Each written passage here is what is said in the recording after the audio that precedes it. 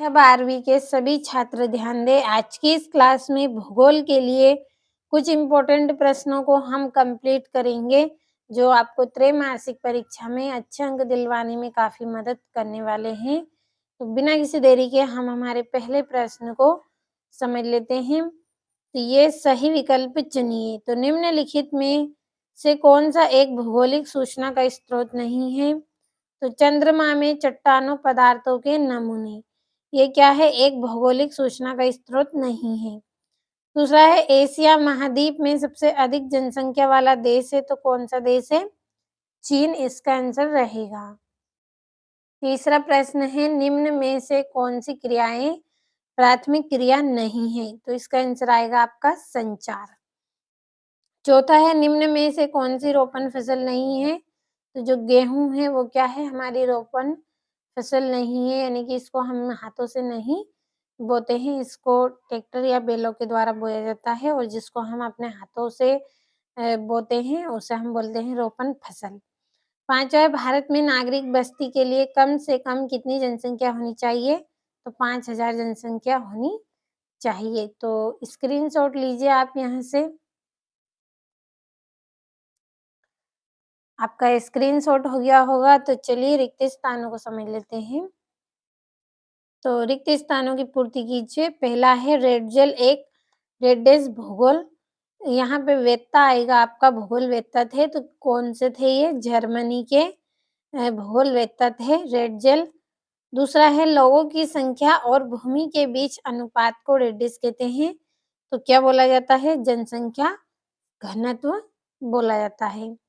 तीसरा है 60 वर्ष से अधिक आयु वाले लोगों को डेडेस प्रदर्शित करते हैं, तो क्या प्रदर्शित करते हैं? ये वृद्ध जनसंख्या को प्रदर्शित करते हैं। 60 से अधिक वर्ष जिनकी उम्र हो जाती है वो लोग किसको प्रदर्शित करते हैं? वृद्ध जनसंख्या को। अगला है समतल क्षेत्रों में ग्रामीण बस्तियों का डेडेस प्रतिरूप दिखाई देता है, तो कैसा रूप दिखाई देता है उनका? आयताकार।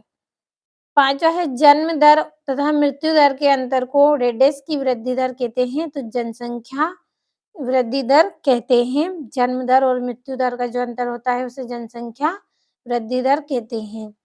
छठा है समाज और पर्यावरण के बारे में डेडेस तक पहुंच की मुक्ति का मूल आधार है, तो क्या है? ज्ञान। ज्ञान के द्वारा हम इसके तक पहुंच सकते हैं, मुक्ति के मूल आधार तक, समाज और पर्यावरण के बारे में। तो स्क्रीनशॉट लीजिए।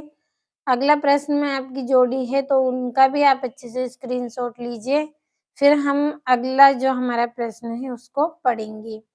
तो ये आपका यहाँ पे जो चौथी जोड़ी है इसका आंसर आएगा सब्जियां पैदा करना ट्रक कृषि का। तो स्क्रीनशॉट लिया होगा। अब ये आपका यहाँ से चौथा प्रश्न है जिसमें एक वाक्य में उत्तर करने हैं। तो किसी देश का वास्तविक धन क्या होता है? तो क्या होगा उस देश का वास्तविक धन? कि उस देश के निवासी, यानी कि जो लोग उसमें रहते हैं, वही क्या है? उस देश का वास्तविक धन है। दूसरा है कौन सी क्रियाएं प्रत्यक्ष रूप से पर्यावरण पर निर्भर करती हैं? तो जो प्राथमिक क्रियाएं होती हैं ये क्या है? प्रत्यक्ष रूप से पर्यावरण पर ही निर्भर करती हैं। तीसरा है विश्व नगरी का एक उदाहरण दीजिए, तो वांशिक गठन है विश्व नगरी का एक उदाहरण। चौथा है भारत सरकार ने कौशल विकास तथा उद्यमिता के लिए नीति कब बनाई? तो 2015 में इन्होंने एक नीति बनाई थी कौशल विकास और उद्यमिता के लिए। पांचवा है भारत में किन दो देशों से सर्वाधिक प्रवास होता है? तो दो देश कौन से हैं हमारे? बांग्लादेश और पाकिस्तान। इनसे क्या है? सर्वाधिक प्रवास होता है। छठा है स्मॉल इज ब्यूटीफुल नामक पुस्तक किसने लिखी? तो सुभाकर ने लिखी थी ये पुस्तक।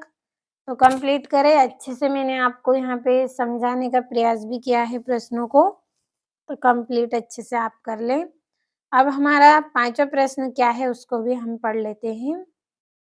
तो पांचवें प्रश्न में सत्य असत्य बताने हैं आपको। तो भारत में मानव विकास रिपोर्ट योजना आयोग द्वारा तैयार की जाती है, तो सत्य है। दूसरा वाणिज्य पशुधन पालन में पशुओं की संख्या चारागाह की वहन क्षमता के अनुसार रखी जाती है, तो ये आपका सत्य रहेगा। तीसरा है चलवासी पशुचरण एक प्राचीन निर्वाह व्यवसाय रहा, तो ये भी सत्य है।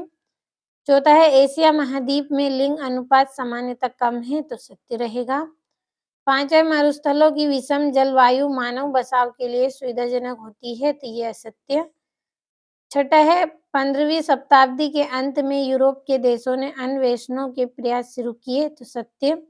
और अब आपके 2-2 नंबर के यहाँ पे जो प्रश्न है वो किस तरह के हैं, तो भौतिक तथा सांस्कृतिक पर्यावरण के 2-2 तत्व लिखना है। 7वें में विश्व में जनसंख्या विसरण की 2 विशेषता लिखनी है आपको। अगला प्रश्न है आपका जिसमें आपको सार्थक जीवन क्या होता है और भारत में शिकार पर प्रतिबंध क्यों लगाया गया, ग्रामीण बस्ती किसे कहते हैं, मेगा सिटी किसे कहते हैं, स्वस्थ बस्ती और प्रकीर्ण बस्ती में अंतर बताना है, प्रकृति का मानवीकरण किस प्रकार होता है बताना है 3 नंबर में। 15वें में जनसंख्या की धनात्मक वृद्धि एवं ऋणात्मक वृद्धि में अंतर और मानव विकास के प्रमुख उद्देश्य क्या है, प्राथमिक क्रिया की विशेषता और कार्यों के आधार पर नगरों का वर्गीकरण। तो 3-3 4 नंबर के प्रश्न हैं ये आपके और ये यहाँ से 2-2 नंबर के हैं, तो स्क्रीनशॉट लीजिए। अब यहाँ से भी आप स्क्रीनशॉट लें इनका और अच्छे से कंप्लीट करें इनको। और ये यहाँ से भी आप इन प्रश्नों का अच्छे से स्क्रीनशॉट ले। दोनों प्रश्न आपके 5-5 नंबर के हैं और इम्पोर्टेंट हैं, तो कंप्लीट अच्छे से करिए।